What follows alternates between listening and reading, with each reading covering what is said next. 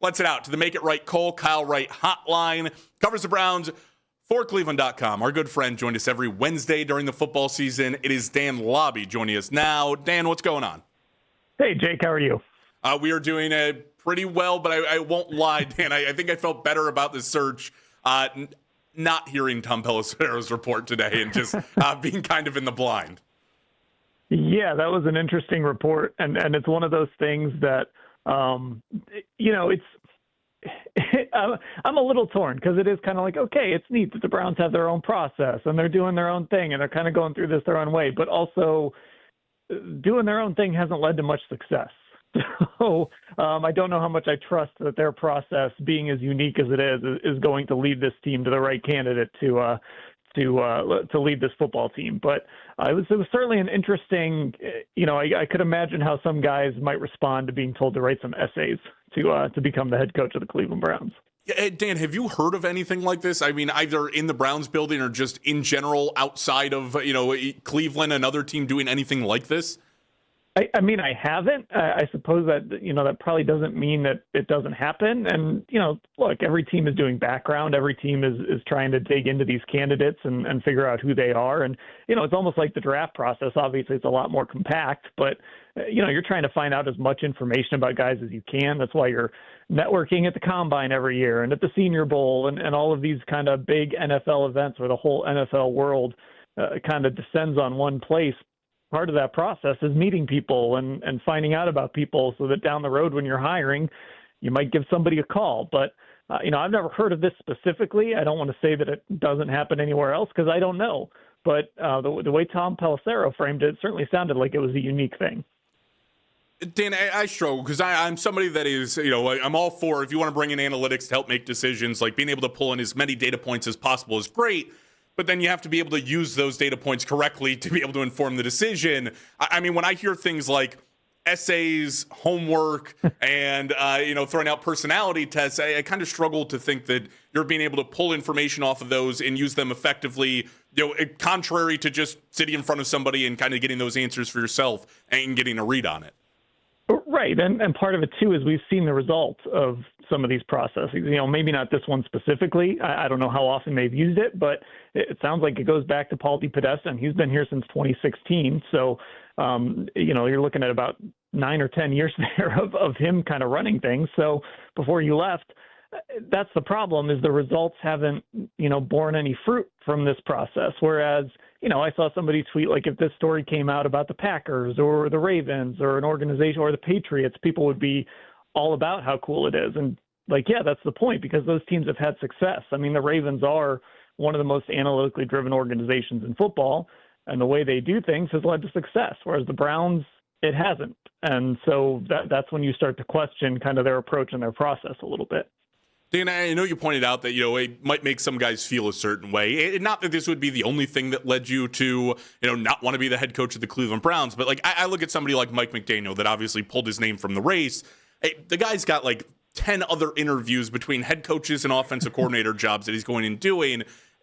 Do you see this as something that's potentially almost like a straw that breaks the camel's back of, well, I got all these other things to do. I'm on a plane every day going to a different interview. I don't have time to write an essay or do homework? I mean, it could, but I think in a case of Mike McDaniel, you're looking at this situation and saying, okay, who's my quarterback? What's my offense look like? This is going to be my second chance. You usually don't get a third chance, or it's really hard to get a third chance. So you want to make sure that things are set up properly for you. And in his case, and obviously he's interviewing for this Buffalo job, but if he doesn't get it, he's going to go back and be the OC with the Chargers.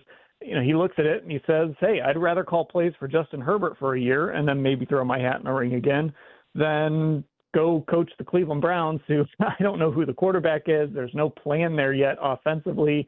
They're probably offensively, because they're going to add a bunch of young guys. We'll see what they do at quarterback, but they're probably still a year away from kind of being where you want to be offensively. So I think that's the bigger thing. It's just, a lot of these candidates are probably looking at this and saying, I can only be so successful here. And it's almost what I wonder with these young guys too. Is Grant Udinski going to look at this and say, maybe I like the organization, maybe I jive with Andrew Berry just fine, but who's my quarterback? Well, am I better off going back to Jacksonville for a year and then going into a candidate pool next year where there's teams with high draft picks and maybe a better quarterback class. So I think that's really the sticking point here for a lot of guys. Dan Labbe, Cleveland.com, with us here on the hotline. Obviously, Grant Udinsky had his interview today. He's got another one coming up with the Buffalo Bills on Sunday.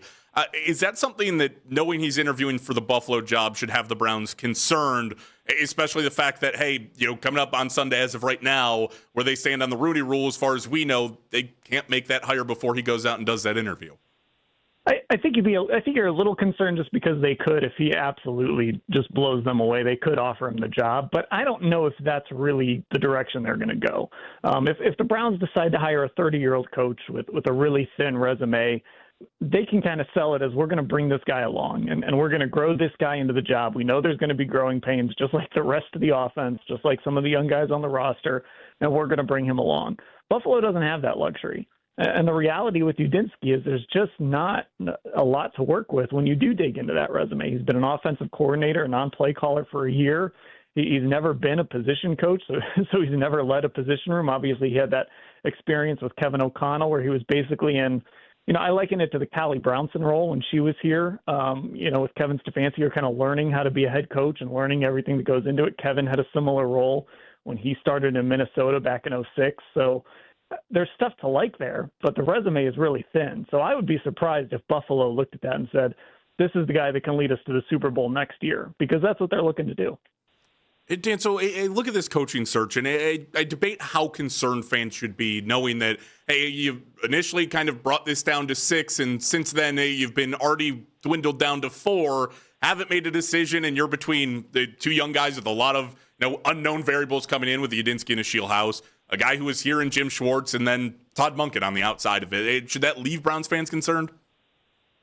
Maybe a little. I think the most concerning thing is this team has kind of left themselves in a spot where they haven't satisfied the Rooney Rule. Like that to me is the most concerning part, that they didn't plan ahead enough that, Mike McDaniel backing out of his interview was enough to slow that process down.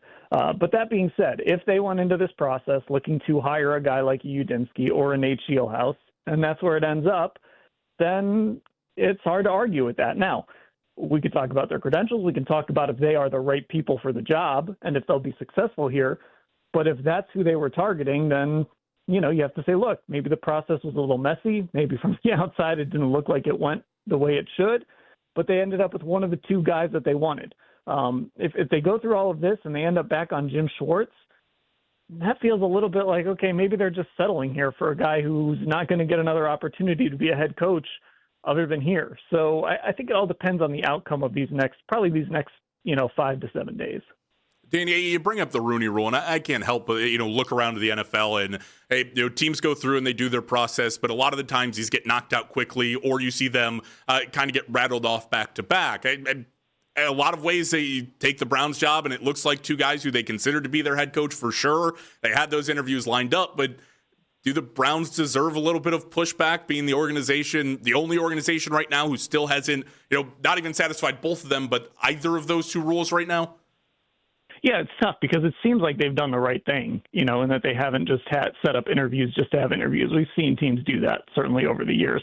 They've tried to stay true to, I think, what the rule is supposed to accomplish, which is to get people in your building that maybe otherwise you wouldn't think to interview, to kind of widen the lens of who you might talk to. And so I think, in that regard, they deserve credit. But I also think we're deep enough into this rule and a way to kind of navigate how to stay true to the spirit of the rule and also make sure that you're compliant with the rule to a point where when you're ready to make a hire, you can. I think you should be able to go into the process and have that all figured out. Like I keep going back to, why was Mike McDaniel's first interview virtual? He was going around doing in-person interviews, so you couldn't get him in for an in-person interview then. Maybe he didn't want to do an in-person interview here. I don't know. But it's little things like that make me wonder, like, how have we gotten this far in the process?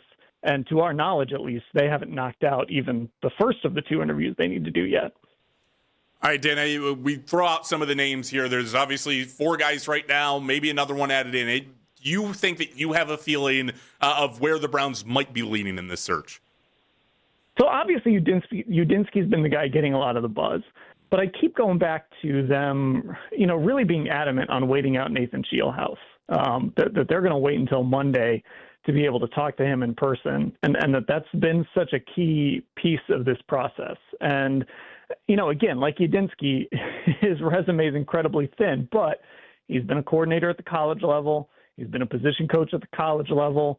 He's obviously worked under Sean McVay. He's never been a coordinator at the NFL level, unlike Udinsky. So I keep coming back to this idea of, while Udinsky's kind of been getting all of the buzz, are we kind of forgetting too much about Nathan Scheelhaase? Because obviously he's been a priority for this football team to the point where they're willing to wait until after the NFC Championship game to interview this guy who, if the Rams win on Sunday, they wouldn't even be able to hire, officially at least, until after the Super Bowl. So I kind of keep coming back to I think they really like Udinsky. It wouldn't surprise me if he got the job. But I just wonder if waiting out Scheelhaase tells us anything about, is he kind of the guy they really want here? Jim Schwartz is the other interesting name. And I know you talked about him a little bit, and Dan Labbe with this here on the hotline. I still battle back and forth. How much do you think that this time spent in between, because it's been over 10 years that Jim Schwartz has been a head coach, how much does that legitimately aid a guy in being able to go back, reflect, and kind of fix the things that you think maybe he messed up in his first 10 years as a head coach? I do think it would be good for Jim because I think he's a guy that has always been willing to learn. Obviously, he got into the league under Bill Belichick and Nick Saban. He was pretty early on kind of the analytics side of things when he became a defensive coordinator. Obviously has the failed stint in Detroit, but I think he's a guy that's always learning, always trying to figure out new ways to do things. Now, look, he does have his, on defense, he has a system. If you hire Jim Schwartz, you know what that defense is going to look like. You know what he's going to emphasize, and it works, to be honest. We've seen it work in a bunch of different places. So, in that regard, he's been pretty stubborn about who he is. But I think Jim is a guy who understands the importance of learning and adapting. And so if there is a case to be made that, it would be different this time around, I think he's one of those guys that isn't so stuck in his ways, just as a person and as a leader, that I think maybe we could see a different type of Jim Schwartz. Again, I don't think he's the right hire. I do think it would feel like they're settling a little bit if they end up going with Jim Schwartz. But to your point, I think there's a case to be made that he's the type of person who over the last however many years has probably spent time learning and preparing himself to maybe get another opportunity. With this name, this group down to now 4 names, do you think that the Browns should be looking to expand, even go back out and cast a wider net and bring in some new candidates just to feel out the process, maybe guys they didn't talk to the first time around? It wouldn't be a bad idea. And maybe it's going to come down to what these 2 young guys want to do. Like I said, could Grant Udinski look at this and say, you know what, this just isn't the right place for my first opportunity? Could Nathan Scheelhaase say something similar? Maybe those 2 guys would dictate something like that. Obviously, a guy like a Todd Monken, if that's somebody the Browns, really believe in, it seems like he does have a shot because he hasn't taken that coordinator job in New York yet. There comes a point where you've got to say to him, listen, you're either getting the job or we're out. So you'd have to make that decision quickly. But, if they haven't hired somebody by Tuesday or Wednesday and these young guys kind of balk at the opportunity, maybe they do need to take a step back and see if they can widen that candidate pool a little bit. And certainly wouldn't be popular. And we're certainly starting to run into a time when, the combine is going to be coming up and a lot of other events are coming up where you've got to have your staff in place, which is the other part of this. They'd have to make sure that this coach could hire his staff. You'd be pushing it a little bit. But, yeah, I wouldn't be opposed to them adding 1 or 2 more names if they needed to. Dan, you bring up the staff thing, and I've seen people throw out kind of online and in different places whether or not, bringing in some of the young guys, there is a concern that they think they could build out that staff. Is that something that you'd be concerned with a Udinsky or a Scheelhaase, that they can legitimately, have the Rolodex, go into it and say, I can build out the offensive side of the ball and, if needed, also the defensive side of the ball? I think the Browns would have to be ready to give them help because really a lot of these jobs are about networking. And it's about this network you've built over the years. And, like I mentioned earlier, when you go to the combine and you're spending a week there just meeting people and, Kevin Stefanski has talked about how he met Tommy Rees, at the Senior Bowl, I think it was. And that's when he kind of first connected with him and ended up, he ended up coming here as a tight ends coach and then the offensive coordinator. So it's these little connections you make kind of over the years. And as you go along in your career, that's sort of how you end up building your staff. Now, that doesn't mean that a guy like Grant Udinsky couldn't build a staff, but I think he would need some help finding the right offensive coordinator, finding the quarterbacks coach. Maybe he could poach some guys from Jacksonville that he knows down there. Maybe he could poach some people from Minnesota. So I think he could build a staff, and maybe ultimately, and again, if you hire one of these guys, this isn't just a one-year deal. You're thinking about this, 5, 10. You're really thinking about developing these guys. So with their staff this year, it could change drastically next year. So I think you have to kind of look at this as, a multi-year build of this staff. Again, Dan Labbe with us here for a couple more minutes on the hotline. All right, well, looking at kind of the two searches, I want you to put yourself in the shoes of a fan right now. If you're a fan of one of these teams, would you rather be going through the Browns head coaching search right now or a Bills head coaching search with them interviewing guys like Phillip Rivers? The Phillip Rivers thing is crazy. I mean, let's be fair. If we're going to be critical of the Cleveland Browns and their process, I think we can be critical of the Buffalo Bills just calling up Phillip Rivers and interviewing him as well. But, if I'm the Bills, I just like the fact that they've moved quickly. Obviously, they've cast a wide net. And, again, it's just a more attractive job. So you're getting guys that are more known quantities. You know who Brian Dable is, for better or worse. You know who Mike McDaniel is. So you have a better idea of what this is going to look like. And just frankly, whatever coach you're bringing in, he's going to have some structure, and he's going to have a franchise quarterback, and he's going to have a team that is going to be ready to go and start winning right away. So even in a weird situation where they're calling up Phillip Rivers and interviewing him, I still think that's a better place to be as a fan. All right, Dan, we got about a minute here. We've seen two GM/owners kind of bash their wide receivers over the past couple of days. And both Brandon Ayuk with the 49ers played his last snap in San Francisco, and Keon Coleman just getting absolutely bus-tossed in Buffalo. Do either of those two names excite you as a possible add to the Browns wide receiver room? So this comes back to the coaching hire. If you're going to hire a 30-year-old first-time head coach in Grant Udinsky, or even a 35-year-old first-time head coach in Nathan Scheelhaase, you've got to make sure that globally you're supporting this guy with his staff, with your roster building, all of that. And I think it would be a lot to ask a guy who's really young, who's doing this for the first time, who's learning a lot of this stuff on the fly. It would be hard to ask them to deal with a guy like a Brandon Ayuk, who obviously things just have not gone well in San Francisco for him. Maybe he gets somewhere else and it's great, but I think you're asking a lot. He's already got to deal with, like Jerry Jeudy and all the stuff that comes with that. I think you want to try and build a situation where you have as few distractions as possible, even if that means that you have to take yourself out of the running for a player like that, or a player like an A.J. Brown, or, Keon Coleman, who whatever was going on with him in Buffalo obviously was enough to keep him off the field despite what they invested to get him. So I would generally, if you're going to hire a young guy, I would stay away from players who might make the job more difficult for him early. All right, Dan, as always, appreciate you setting aside the time. Always good to talk to you, and I'm sure we'll talk sometime later on during this entire offseason, and I would hopefully say we have a head coach by then. Yeah, well, we'll see. We'll see what happens, Jake. Thanks for having me. Yep, no doubt. Dan Labbe, Cleveland.com, with us there on the Make It Right, Call Kyle Wright hotline.